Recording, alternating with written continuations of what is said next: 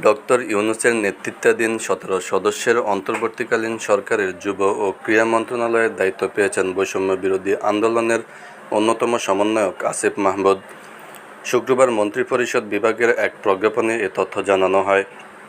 অন্তর্বর্তীকালীন সরকারের উপদেষ্টা হিসেবে যুব ও ক্রীড়া মন্ত্রণালয়ের দায়িত্ব পাওয়ায় আসিফ মাহমুদকে অভিনন্দন জানিয়েছেন দেশের বড় দুটি federation Bangladesh cricket board BCB ও বাংলাদেশ ফুটবল ফেডারেশন বাফুফে।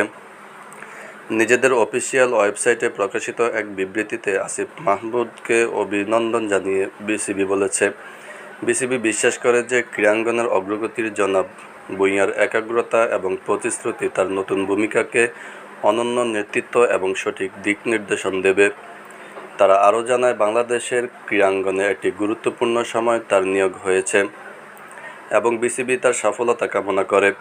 বাংলাদেশের ক্রিকেটের উন্নতির লক্ষ্যে সামনে রেখে একসাথে কাজ করতে উদ্যোগী বিসিবি।